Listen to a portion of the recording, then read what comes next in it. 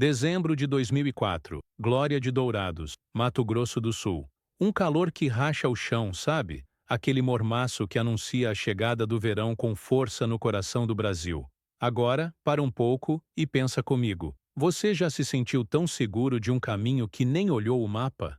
A gente acha que conhece o perigo, mas a verdade, meu amigo, minha amiga, é que a gente não conhece nada. E se eu te disser que a resposta para um dos maiores casos de desaparecimento do Brasil estava enterrada debaixo d'água, na lama, esperando o tempo certo para se revelar?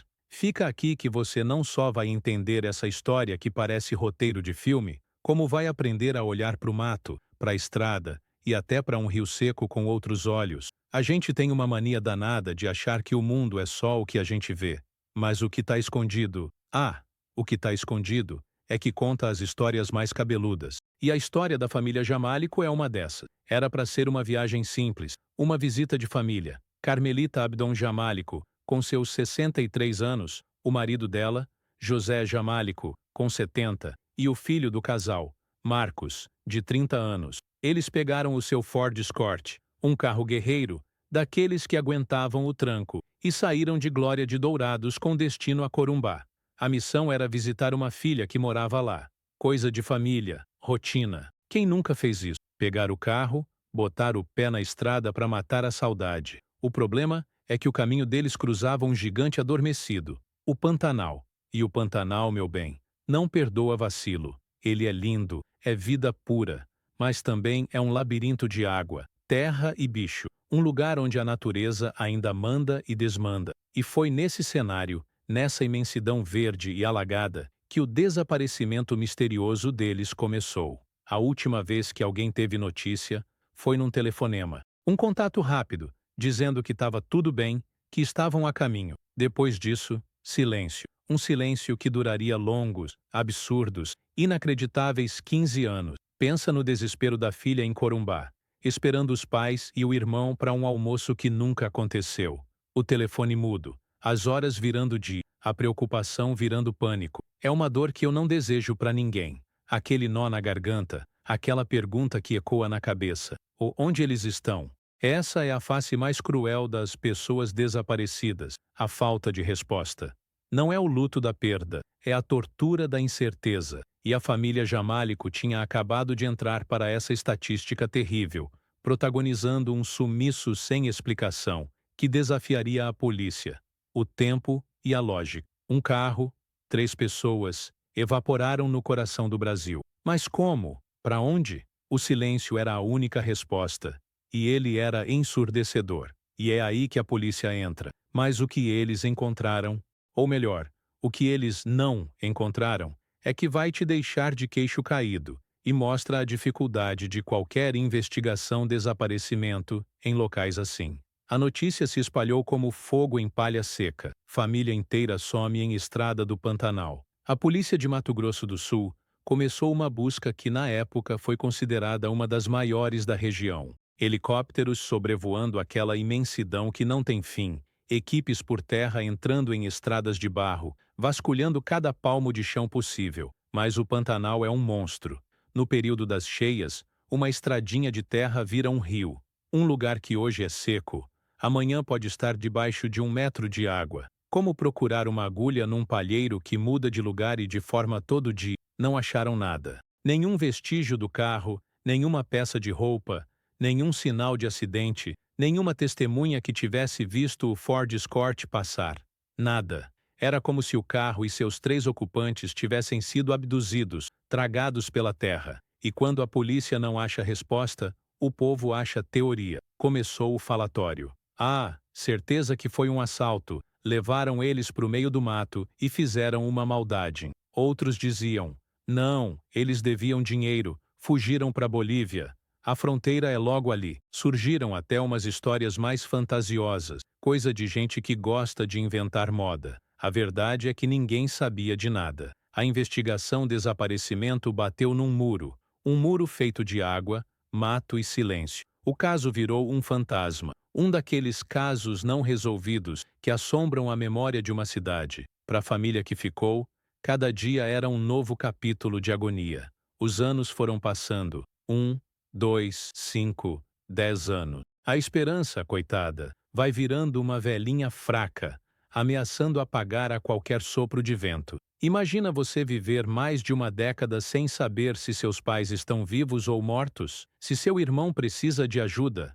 É um tipo de tortura psicológica que a gente nem consegue dimensionar. Esse tipo de sumiço sem explicação deixa cicatrizes que não fecham nunca.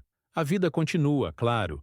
A gente tem que trabalhar, pagar conta, mas sempre com aquele buraco no peito, aquela pergunta no ar. E a história da família Jamálico virou uma lenda local, um conto de alerta sobre os perigos do Pantanal, um dos mais emblemáticos casos reais de desaparecimento da região. As crianças cresceram ouvindo sobre a família que sumiu na estrada, mas o Pantanal, que um dia engoliu o segredo, estava aguardando o momento certo de cuspir a verdade de volta. E a resposta não viria de um detetive famoso, nem de uma tecnologia de ponta. Viria das mãos calejadas e dos olhos atentos de um homem simples, um homem do campo, que conhecia aquele chão como a palma da sua mão. O tempo é uma coisa curiosa, né? Ele cura, ele destrói, ele esconde e, às vezes, ele revela. Depois de 15 longos anos de silêncio absoluto, a natureza decidiu que era a hora de falar. Chegamos em 2019, 15 anos depois daquele fatídico dezembro. O Pantanal sofria com uma das piores secas das últimas décadas. Onde antes era um mar de água, agora era um estirão de terra rachada e lama endurecida pelo sol.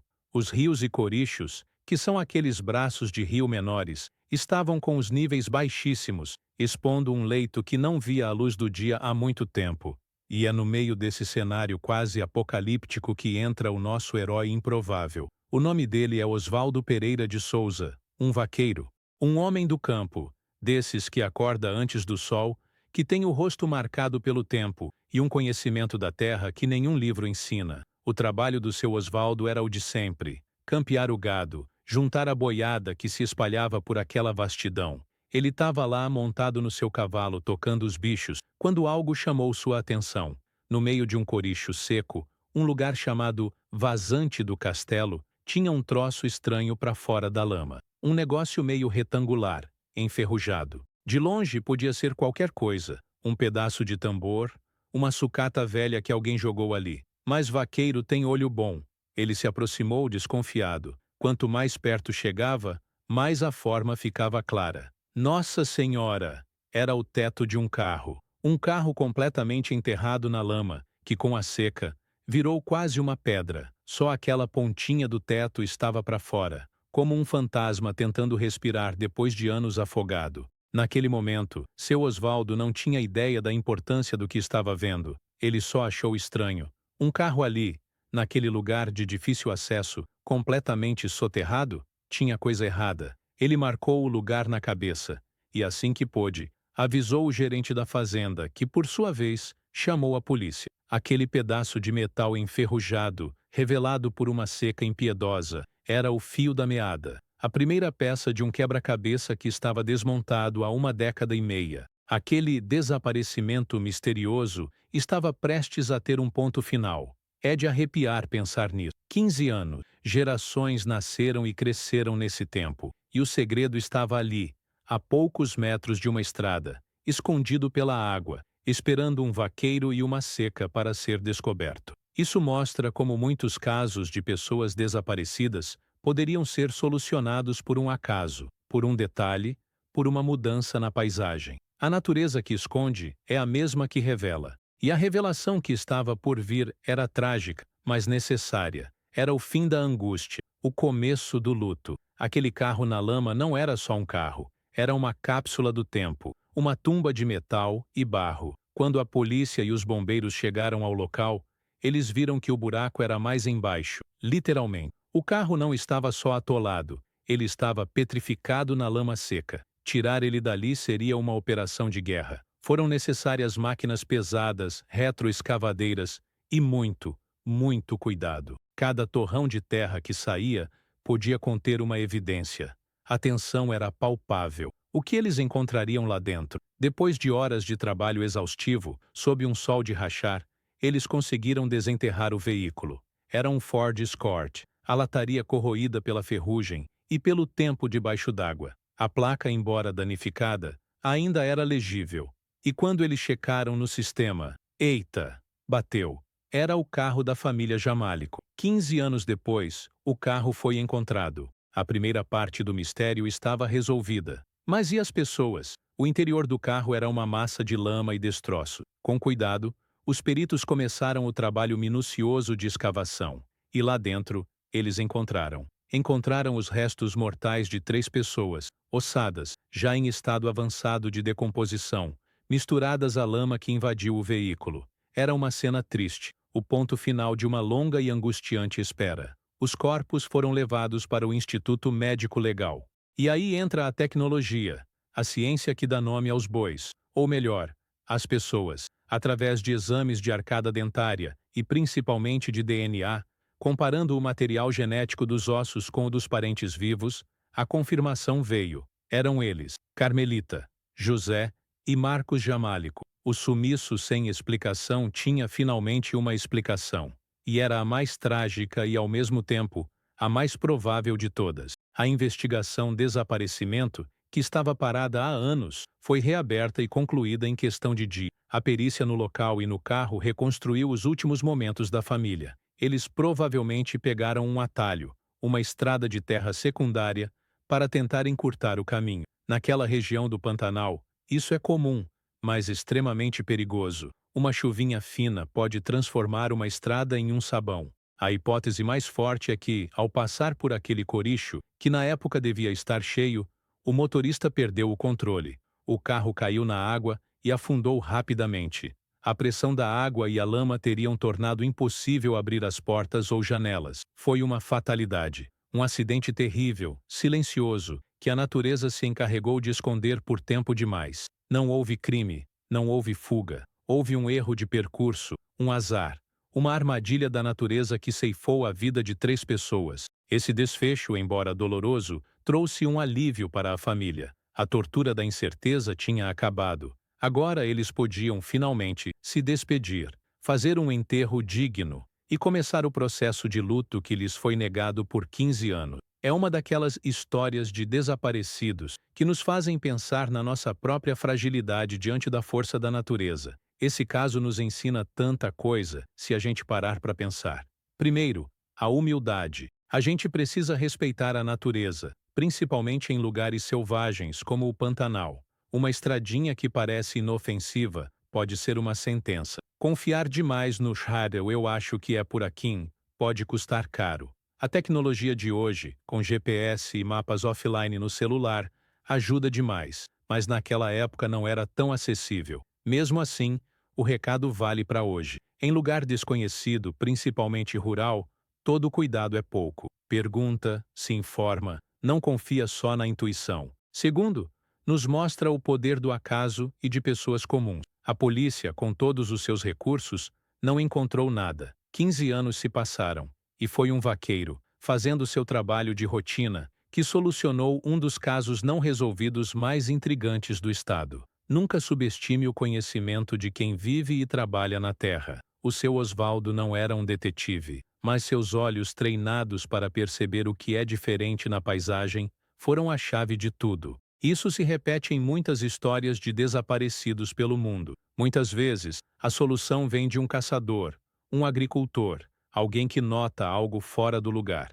E por fim, essa história reforça a importância da ciência e da tecnologia para dar um desfecho a esses dramas. Sem o exame de DNA, aquelas ossadas poderiam continuar como a não identificadas, por ainda mais tempo, prolongando a agonia da família. A ciência deu nome à dor, transformou o mistério em fato e permitiu que o ciclo se fechasse. A investigação-desaparecimento moderna depende cada vez mais dessa união. O olho humano que descobre e a tecnologia que confirma. O caso da família Jamálico, embora seja uma tragédia imensa, serve como um poderoso lembrete sobre a fragilidade da vida e a força implacável do ambiente ao nosso redor.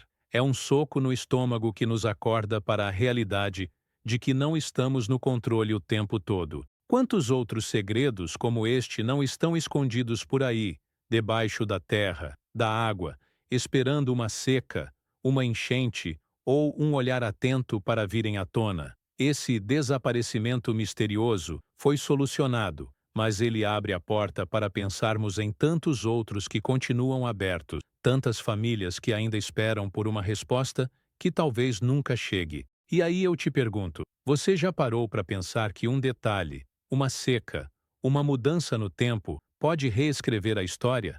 A gente vive tão focado na nossa rotina, na nossa tecnologia, que esquece que o mundo natural ainda tem suas próprias regras. O caso da família Jamálico não é só sobre um desaparecimento misterioso, é sobre como a memória e a verdade podem ficar submersas, literalmente, esperando o momento certo para emergir. É uma lição sobre paciência, sobre a dor da espera e, finalmente, sobre a paz que uma resposta, mesmo que trágica, pode trazer. É fundamental que a gente olhe para as pessoas desaparecidas não como números, mas como histórias interrompidas, como famílias inteiras que vivem em um limbo de dor. Cada caso não resolvido é uma ferida aberta na sociedade, e histórias como essa, que encontram um fim, nos dão uma pontinha de esperança de que outras também possam encontrar. Serve também de alerta. Cuidado com quem você confia na estrada. Cuidado com atalhos que parecem bons demais para ser verdade. Às vezes, o caminho mais longo é o mais seguro. Em um mundo onde a gente busca por respostas rápidas, por soluções instantâneas, o Pantanal nos ensinou que algumas respostas levam 15 anos para aparecer e vêm através de um vaqueiro e de um sol forte. Isso é poderoso. Isso nos obriga a ser mais humildes. A gente precisa falar mais sobre casos reais de desaparecimento, não para chocar, mas para conscientizar, para que as pessoas tomem mais cuidado, para que as autoridades tenham mais recursos, para que a gente, como comunidade, fique mais atento uns aos outros. Uma pessoa que nota um carro estranho parado, uma câmera de segurança que pega uma placa, um trabalhador rural que vê algo fora do comum. Todos nós podemos ser o seu Osvaldo. Todos nós podemos ser a peça que faltava no quebra-cabeça. Pense nisso da próxima vez que vir um cartaz de pessoas desaparecidas. Aquela pessoa tem uma família, uma história, e talvez a resposta esteja em um detalhe que só você pode perceber. A história do Jamálico acabou, mas a lição que ela deixa é eterna. Agora que você aprendeu isso, assista ao próximo vídeo onde eu explico como a tecnologia de satélite está ajudando a encontrar pessoas desaparecidas em áreas remotas, evitando que tragédias como essa se repitam.